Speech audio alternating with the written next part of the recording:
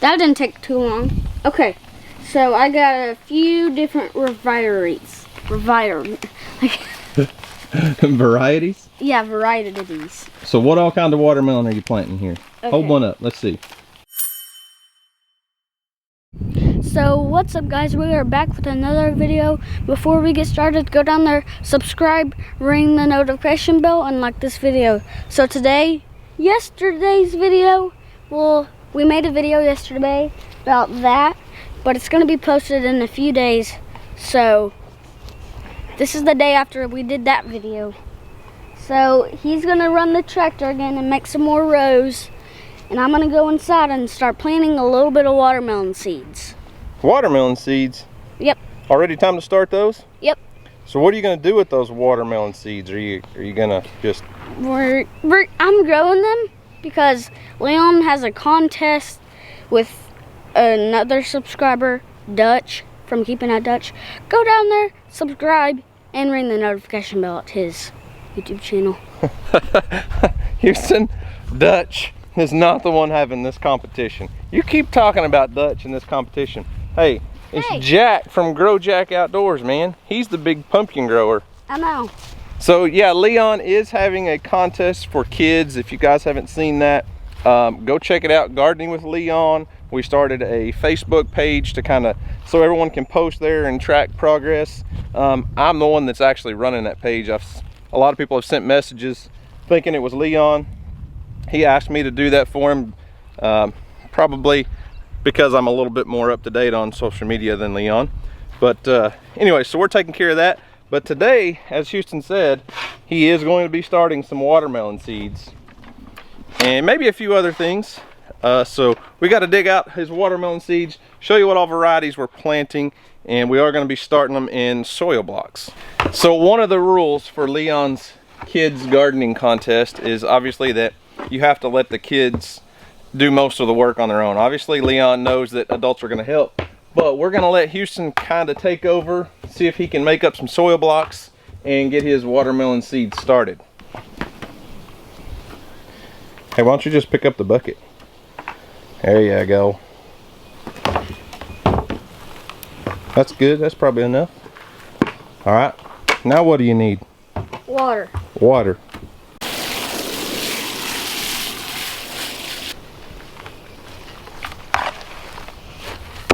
Oops.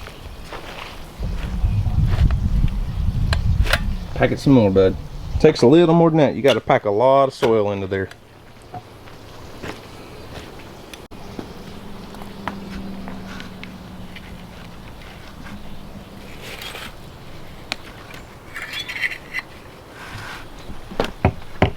Good looking soil blocks, dude. All right, now do that about 15 more times.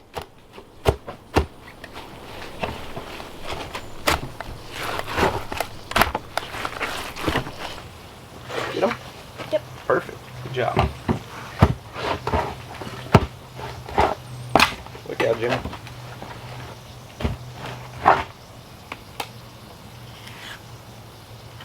Perfect. That didn't take too long. Okay, so I got a few different varieties. Varieties? Yeah, varieties. So what all kind of watermelon are you planting here? Okay. Hold one up, let's see. I'm gonna do... Hold that up.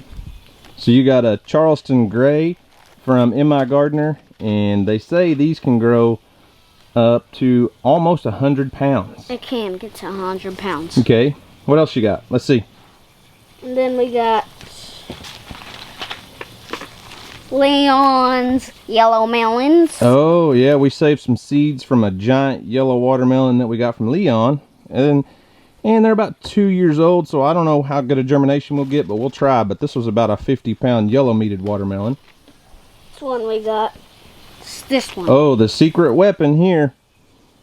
Carolina Cross 180. Now, supposedly these things will get like close to 200 pounds. We've never had great success with the Carolina Cross, but we're going to plant a few of them and just see. And then the next one we got from M.I. Gardner. Yeah, these aren't a giant watermelon, but these are cow sweet. Supposed to be a really good, sweet, smaller melon that we can just pick and eat here Should be ripe much earlier than some of these large melons. For last but not least, we have Jubilee. Jubilee. These are usually a really good melon for us. We've had a lot of success with Jubilee.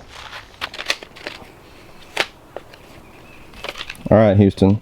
Since you've got 10 rows across, and we got 5 different varieties. 2 piece. You're gonna do 2 rows of each kind of seed, right? Yes.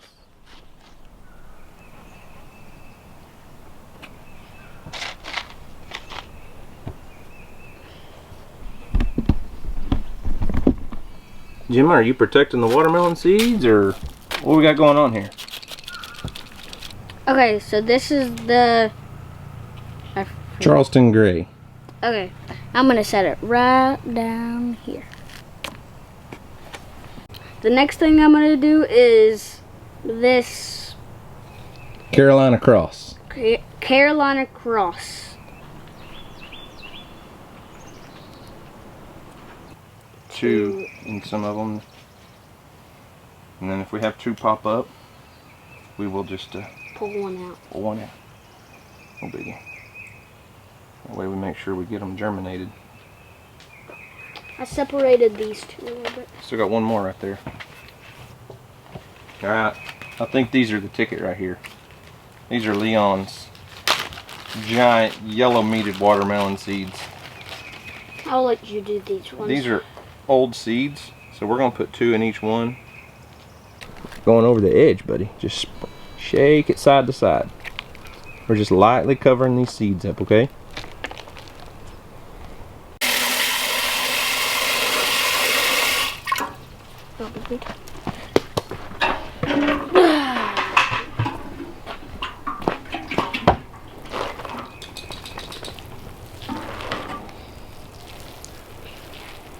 But Houston, we got your watermelons off to a good start. So now we got to get the garden ready for them, right? So I'm gonna go hook up the row hippers, and then we're gonna start building some rows in the garden. We got the seed started. That'll take them, probably 3 weeks or so before they're ready to go out here. But having them inside the high tunnel, starting them off is gonna get them a good start. Watermelons do not have to be started that way. You could start them straight in the garden and they'll do just fine. But we're gonna get a jump on these guys. So hopefully we have watermelons before the end of July this year, huh? Yeah. So got the row hippers hooked up to the tractor. I know a lot of you probably aren't familiar with what row hippers are. And this is a, could you move, sir, please? This is a method of gardening that I first learned about on YouTube a long time ago from an old man named Donald. His channel was called The Bayou Gardener. He went by the Web Cajun, and Donald has since passed away, but I learned a ton of gardening knowledge from that man. And I bought this attachment online from Everything Attachments. So it's a 3-point hookup. That is a miniature flower, Houston. And it's got 2 discs here. And the purpose of these discs, everything's adjustable. So you can adjust it to the width of your tractor, however big a row you want. But these discs spin, so you set them up at a sharp angle so they're pointed out like that. And as you drive, it builds a row. It grabs all the dirt, pulls it up, and makes a row. And I've added this extra piece of C-purlin on here. It's just clamped on with a couple clamps, as you can see. But you've got 2 spades here that will pull up your tire tracks as you go. So you line those up with your tire. You can see how that's done. The reason I put that on there is because this thing will make a raised bed that's, I mean, over a foot tall. And adding that piece of C-purlin on there, instead of just having a big mounded bed, it flattens it off and it's got a nice flat surface. And it has me sitting on it. And it has you sitting on it. So like I said, I've grown a garden this way for many years. The last couple of years I haven't used it so much, but used to I had 100-foot rows, and I'd plant a row, skip a row, plant a row, skip a row, and I'd have them spaced out, 8 feet, and then I could come in and keep the weeds out with the tiller. But so we're gonna get this thing in action. I got a camera lady over there, and she said, she's a homeschool teacher today. She's not, out in public, so she wants to be behind the camera. Okay, so last year we had all of these. We had some over here, and we had some over there. That's it? Yeah. Good point. I'm not real sure what the point was. Yeah, we're not growing anything on this side of the garden this year. You're just gonna leave me hanging? Yeah, I was leaving you hanging. We're not growing anything on this side of the high tunnel this year because it just gets too much shade. Once all the leaves get on the trees, there's just not enough hours of sunlight right there. Come on. Come on. Move along. Move along.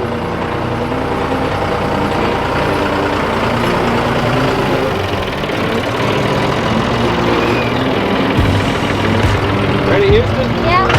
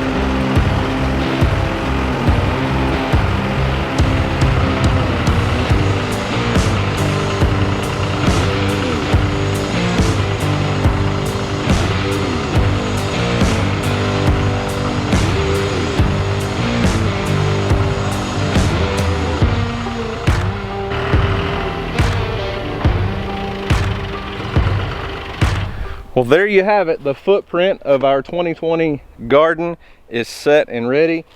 So let me talk about a few things real quick. As you can see, the row hipper does a really good job of building a nice tall row, and we do that because it brings all that good soil up into a tall row. And when it rains, we have a lot of flood water that comes down this hill. It comes from all over and settles right here, keeps our crops from getting flooded out. We'll run drip irrigation down the top of our rows.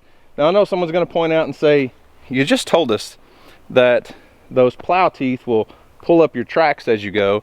Well, let me explain what the reason you still see all of our tracks. So when I haven't used this since, I guess it's been 2 years. I might have used it just a little bit last year, but not for much. But when I added that piece of seed purlin across there, it rides on top of that row and causes it to have a flat top row. Well, in doing so, I didn't even think about it. I forgot to tell you guys, but that kind of takes away from the chisel teeth, and it doesn't pull up the tracks quite the way it should. But I'm really not that concerned about it because this will flatten out over time, and this is just my walkway anyways. So my rows are basically 4 foot on center, and we've got 8 rows set up. Now, I don't know that you guys will be able to tell on camera, but from what I'm doing and what I can see out here, I can promise you my soil, I can see the difference in my soil tremendously from one side of the garden to the other. And it's because over the years I've had multiple compost piles on this end of the garden. I've had mulch piles, my own compost piles, topsoil or soil that I had hauled in for the garden. I had it piled up over here, and I can tell a huge difference in the soil over here versus on that end of the garden. It's just a lot different. And also over the years, as the topsoil washes off that hill and comes down here, this is kind of the area where it's settled because it's leveled. It levels out and then it slightly rises before the creek over there. But none of that matters really. So 8 rows, 50 feet long. Typically I wouldn't go ahead and just pull up all my rows and be done, because now that just allows the grass to come up. But I've got some tricks up my sleeve for the weeds this year. I'm going to try something new that I've never done before. And I've also got my Haas wheel hose, and they work perfectly in keeping the weeds out of these walkways. I can take that wheel hoe, usually down and back each one. I can have every walkway weeded in 20 minutes or so. So yeah, there you go. The garden is ready. Now we've just got to get our seedlings up and growing. And we're past our last frost date, I believe. We're not gonna have any more frost. We could plant everything out here today if we wanted to. But the next step is to get the Premier One fence up to keep the deer and the stinking baby goats out of the garden, out of the high tunnel. I'm telling you what, I was really frustrated the other day. And I was just frustrated at myself. It was my own fault. I mean, of course, if you leave the door open, the goats are gonna go in there. I just forgot to lower the back. And when I said I had the back open, that end wall up, it was literally up 8 inches, 10 inches at the most. I just forgot to lower it down. All my fault. Anyway, so if you want more information on this type of gardening setup, to be building raised beds like this, raised rows, it doesn't take near that size of a tractor. This same tool could be used on a 25 horsepower tractor and would be much better on your garden. A lot less weight for compaction, and your rows would be closer together, because I can only go so wide because my tires are so far apart. But like I said, go check out Donald the Web Cajun. The Bayou Gardener is the name of his channel. And like I said, he's passed away now, but he has a ton of videos on this kind of a setup and growing like this in this type of garden. And I'm telling you what, the man is a wealth of knowledge. He's got so much good information, and he's no longer with us, but it's just so cool that he was able to create a YouTube channel and then share all of that knowledge with thousands of people. I mean, literally every garden season rolls around, I would see I guarantee you he's going to get a spike in his views. And his channel may still be making a little bit of income, and hopefully that money's going to his wife or his family or something, just for a few extra dollars. But how awesome is it that he's able to leave that kind of legacy behind? He's no longer with us to spread that knowledge, but we can all watch it on YouTube and learn from that. It's just so stinking cool. So I lost my helper. He went in the house. I get on the tractor and start doing work. He gets bored and disappears. But Houston got all of his watermelon seeds planted. Now I say all, depending on how many come up, because some of those seeds were packets from last year and the year before even. So we'll see on the germination. I may plant a few more seeds for him, but as far as he knows, he's got a jump start on his watermelon growing season for 2020. And you guys know Houston absolutely loves growing watermelon. That's one thing that I got him interested in at probably 3 years old, because I knew that watermelons obviously are a fruit that almost every kid loves, and it's something that he can grow on his own and be proud of. And you guys know how proud Houston is of his watermelon patch every year. Last year was not that great. This year I think we're going to try to do a lot better and put a little more focus into the garden. Kind of let it go last year. Had some things, just got busy going on and got behind. Still had a watermelon patch. You still grew, you know, some 20-something pound watermelons, but we're hoping to compete in the big gardening contest that Leon's putting on this year. So I don't think a 23, 24, 25 pound watermelon is going to do the trick. We're going to have to get up there at least in that 50 pound range, which we've done before several times in the past. A 50 pound watermelon is huge. When you start slicing it up, trying to fit it all in the refrigerator, that's just too big, really. But for the competition, that's the plan. We're gonna grow some 50, 60, maybe bigger pound watermelons and keep the kids interested. That's our goal. We want to keep the kids interested in the outdoors, in the gardening, growing their own food, producing their own food, animals, livestock, all that stuff. I watched a video a couple days ago put out by none other than my brother-in-law, Dusty Baker from Cross Timbers Bison. Go check it out. It was a really good video with a really good message. He talks about growing up in FFA and how he got started with livestock and what kind of got him interested in raising animals and led him down the path of raising bison, having a bison farm. But it was a cool video, so go check it out, Cross Timbers Bison. It's about the FFA and getting kids involved in FFA, which gets them in agriculture and learning about growing crops and animal husbandry and all that stuff. So anyways, yeah. I almost forgot, I do have one other important announcement that I was asked to tell you guys about. So you know, I've been partnered with a company called Olight for a long time. We do a lot of stuff with Olight. Yes, I really do carry a Olight flashlight in my pocket every day.